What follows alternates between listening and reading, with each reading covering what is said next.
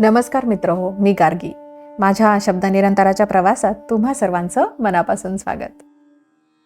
चितमपल्ली सरांनी लिहिलेल्या जंगलाचं देणं या पुस्तकातील एक सुंदरसा मजेशीर लेख आज आपण अभ्यासणार आहात. निंबोणीचं झाड करवंदी. चला तर सुरुवात करूयात आपण लेखाला.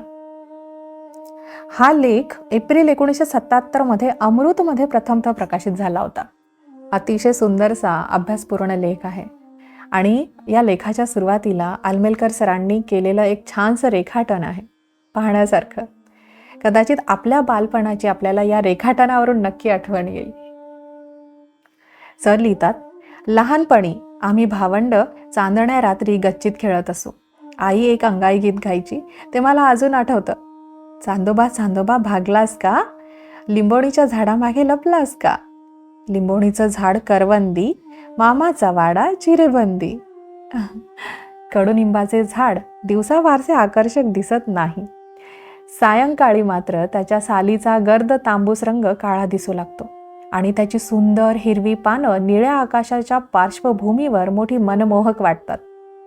चांदण्या रात्री दिसणारे त्याचे राजवंती रूप माझ्या मनातून इतकी वर्ष कधीच मावळलं नाही. उत्तर भारतातील लोकगीतांमधून निंबाचा वारंवार उल्लेख येतो. गावात प्रत्येक घरासमोर एखादं तरी निंबाचं झाड असतंच. या वृक्षाच्या फांद्यांना झोका बांधून युवक युवती एकत्रित येऊन गीत गात झोका घेत कालक्रमणा करतात. ही गीते बहुतेक शृंगारिक प्रेमाची असतात. जुन्या काळी पायी मजल दरमजल प्रवास करणारे पथिक प्रकृती चांगली राहावी म्हणून रात्री निंबाच्या वृक्षाखाली झोपत. निंबाच्या वृक्षाविषयी एक मजेदार गोष्ट सांगितली जाते. दीर्घकाळ लांबच्या प्रवासाला निघालेला पती लवकर घरी यावा अशी पत्नीची इच्छा होती. तिने वैद्याचा सल्ला घेतला. वैद्याने तिला सांगितलं की तुझ्या पतीला सांग प्रवासात जाताना चिंचेच्या झाडाखाली झोपत जावं आणि परतीच्या प्रवासात कडुनिंबाच्या झाडाखाली झोपावं. झालं, पती प्रवासाला निघाला. चिंचेच्या झाडाखाली झोपल्याने माणसं आजारी पडतात. तो चिंचेच्या झाडाखाली झोपून लवकरच आजारी पडला. प्रकृती बरी नसल्याने त्याने पुढचा प्रवास रद्द केला. पत्नीच्या सल्ल्याप्रमाणे परतीच्या प्रवासात तो निंबाच्या झाडाखाली झोपायचा. घरी परत येईपर्यंत त्याची प्रकृती चांगली झाली. पती लवकर परत आलेला पाहून पत्नी आनंदित झाली. गावात घरोघरी आढळून येणारी निंबाची झाडं मुक्त प्रेमीजनांना कशी आवडणार.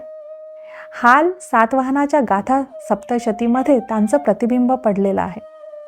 ही आरोग्य निधीची झाडं गावाबाहेर एकांती असती तर, पण ती असतात एकतर घरापुढे, रहदारीच्या रस्त्याला किंवा मंदिराच्या समोर. तिन्ही ठिकाणी प्रेमिकांची कुचंबणाच. हा कल्पवृक्ष गाथा सप्तशतीतील नायिकांना विष वृक्षासारखा कडू वाटतो.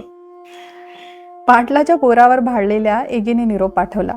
पाटलाच्या पोरा, तू बायकोच्या तंत्राने वागतोस, तिला भीतोसही. तू कडुनिंबाच्या झाडावरील किड्यासारखा आहेस. तू कोणावरही कृपा करीत नाहीस. आम्हाला तुझं दर्शनही होत नाही, तरी गाव तुझ्यासाठी झुरत आहे. मित्रहो, या लेखामध्ये सरांनी जरा वेगळ्या धाटणीचे संदर्भ दिले आहेत. या पुढचा संदर्भही तसाच. धन उत्तम व्यवहाराने मिळवायचे असते. दुष्टांच्या पैशाची कशी वाट लागते पहा. दुष्टांनी द्रव्य संपादन केलं तर ते त्याचं दान कोणाला करतात? अर्थात वाईट लोकांनाच. निंबाची फळं पिकली तरी ती कावळेच खाणार. ग्रंथ पंडिताला ती जीवनाचं रहस्य सांगताना म्हणते, हे धार्मिक, तू दुशिक्षित आहेस. तू निंबाच्या किड्यासारखा आहेस. काय व्हायचं असेल ते होऊ दे, नरकात जाऊ, पण दोघेही बरोबर जाऊ. उंच विशाल वाढणाऱ्या निंबाची पानं सदा हिरवीगार असतात. पानं कात्रीदार असून घनदाट असतात. निंबाचं मूळ उत्पत्ती स्थान ब्रह्मदेशात असलं तरी अमरकोशासारख्या प्राचीन ग्रंथात त्याचा उल्लेख आला आहे. पारिभद्रे निंबतरू मंदारः पारिजातकः. कडुनिंबाचे 4 प्रकार आहेत: पारिभद्र, निंबतरू, मंदार व पारिजातक. निंबाला पांढऱ्या रंगाची मधाचा वास असलेली बारीक फुलं एकदा मार्च एप्रिल महिन्यात व दुसऱ्यांदा पावसाळ्यात येतात. पिकलेली फळं पिवळी धमक दिसतात. या फळांना लिंबोणी म्हणतात. पिकलेली रसाळ फळं कावळ्यांना खूप आवडतात. इतरही पक्षी व मधमाशा निंबाच्या झाडाकडे आकर्षिल्या जातात. त्यांच्या अनेक उपयोगांवरून वैद्य त्यास भूलोकातील कल्पतरू म्हणतात. प्राचीन आर्य ऋषीवर्यांनी त्याच्या अलौकिक गुणांचा शोध लावून त्यास मोठे श्रेष्ठपद दिले आहे. त्याच्या सेवनाने अनेक व्याधींचे निर्मूलन होते.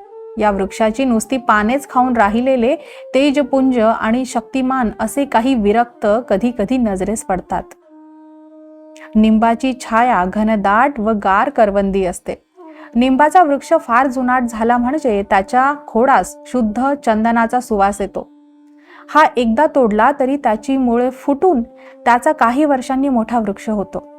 पिंपळ व निंब या दोहोंची फारच मैत्री आहे. जेथे जेथे पिंपळाचा पार असतो तेथे तेथे बहुत करून निंबही असतोच. वृक्षाच्छादित मार्ग बनविण्यासाठी निंबा इतके योग्य झाड नाही. उन्हाळ्यात जेव्हा सावलीची जरुरी असते त्यावेळी निंब आपल्या करवंदी सावलीने व सभोवतालच्या निरामय वातावरणाने प्रवाशांना आनंद देत असतो. राईत त्याची वाढ उंच होत नाही, मात्र हमरस्त्यावर झाडं नजीक असल्यामुळे तो उंच वाढला असला तरी तो सरळ कधीच नसतो. त्याला जेथून खालच्या भागातून फांद्या फुटतात त्या मोठ्या रेखीव व शोभादायक असतात. कावळ्यांना आश्रय देणाऱ्या वृक्षांना ऋग्वेदामध्ये काकांबीर म्हटलं आहे. निंब वृक्षाची गणना अशा झाडांमध्येच करायला हवी. निंबाच्या झाडावर कावळ्यांची अनेक घरटी दरवर्षी दिसून येतात. वैशाख महिन्यात या वृक्षावर कावळ्यांनी घरटी करणं म्हणजे पुढे सुकाळ असल्याचं सूचित होतं. एरवी कावळ्याचा आवाज किती कर्कश, पण ज्यांनी या काकांबिरावरील घरट्यात बसलेल्या कावळीचा आवाज ऐकला असेल तो त्या आवाजाने विचलित झाल्याशिवाय राहणार नाही. केवढा अद्भुत स्वर तिच्या कंठातून स्त्रवतो. या वृक्षाच्या बाबतीत एक चमत्कार कधी कधी आढळून येतो. त्याच्या मोठ्या आडव्या फांदीतून एकाएकी ताडीसारखा पांढरा द्रव वाहू लागतो. असं होणं लोक अशुभ मानतात. ते स्रवणं काही दिवसानंतर आपोआपच थांबतं. लिंबोणीतील बियांपासून तेल काढतात. ते मार्गोसा या नावाने ओळखलं जातं. त्याचा उपयोग जंतुनाशक द्रव्य, औषधे बनविण्यासाठी होतो. वातावरील रोगामध्ये त्याचे तेल मालिश करण्याकरिता उपयोगात आणतात. निंबाचे लाकूड टणक व टिकाऊ असल्यामुळे जहाज बांधणीत त्याचा उपयोग केला जातो. त्याच्या लाकडापासून खेळणी, शेतीची अवजार, बैलगाड्या तयार केल्या जातात. मित्रहो, या लिंबोणीच्या झाडावरचा हा माहितीपर लेख सर इथे संपवतात. छान लेख आहे, अभ्यासण्याजोगा नक्की आहे, कारण खूप महत्त्वाचे संदर्भ या लेखामध्ये आपल्याला वाचायला मिळतात. तुम्हाला हा लेख कसा वाटला हेही मला नक्की कळवा. आता मी आपली रजा घेते. आपण लवकरच भेटू एका सुंदरशा कथेसोबत, लेखासोबत किंवा एखाद्या सुंदरशा पुस्तकाच्या परिचयासोबत. तोपर्यंत आजच्या या लेखावर चिंतन करा आणि भरपूर वाचन करा. धन्यवाद.